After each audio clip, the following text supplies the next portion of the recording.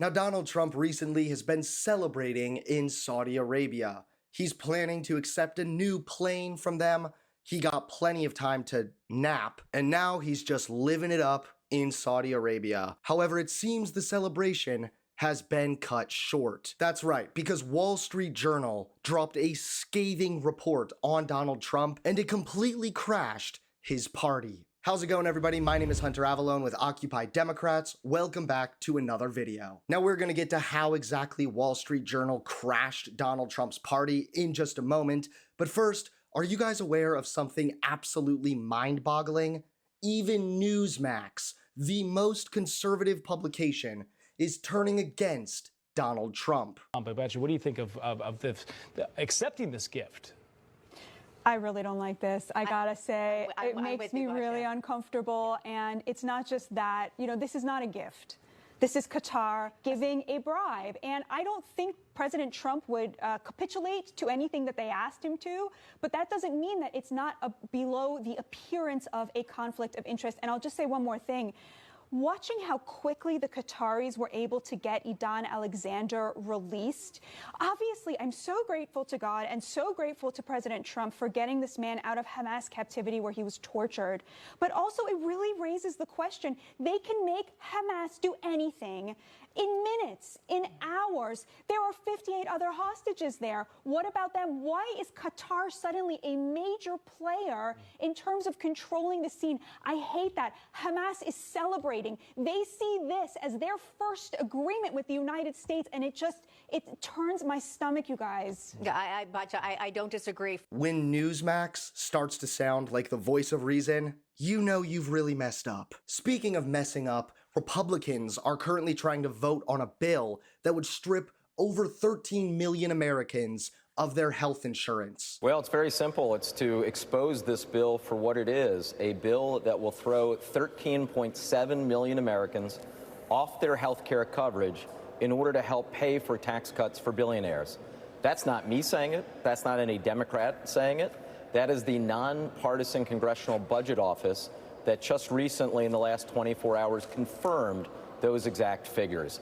Never before in American history, not even during the Great Depression, have we had an event or legislation that caused more than 10 million Americans to lose their health coverage. So this is truly historic, and for all the wrong reasons. This, of course, is awful, but that's not all, because more and more Republicans are turning against Donald Trump. Questions about the Emoluments Clause and whether it's going to go to his library, whether he's going to get to fly on it afterwards. What are your thoughts about all this?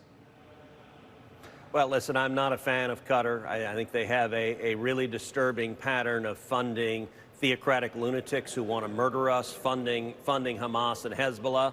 And that's a real problem. I also think that the plane poses significant espionage and surveillance problems. So we'll see how this issue plays out, but I certainly have concerns. But now all of this nonsense has culminated to the moment you've been waiting for.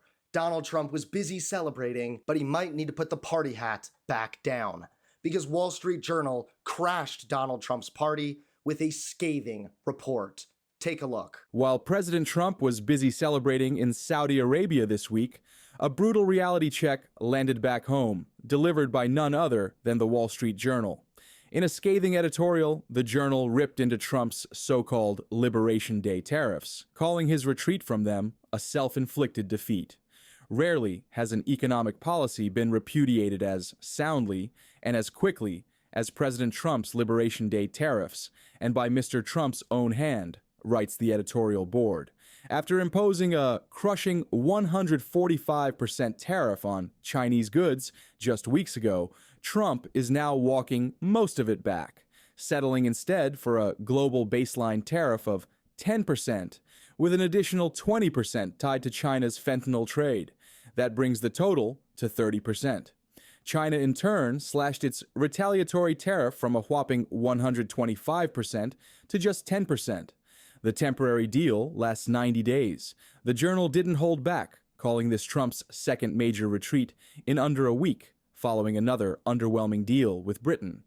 They argue the China deal is more surrender than Trump victory, with no movement on the deeper issues like China's IP theft or digital market barriers.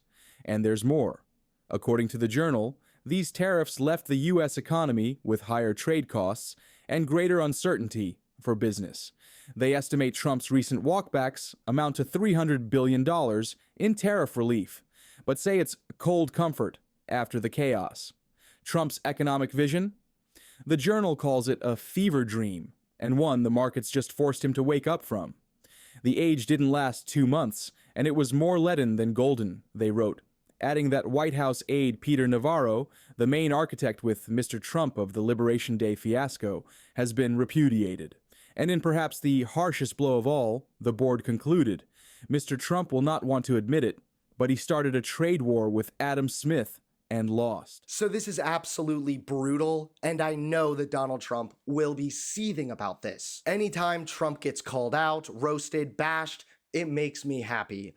I can only hope that enough of these call-outs will actually lead to real meaningful change, aka Donald Trump getting kicked out of office.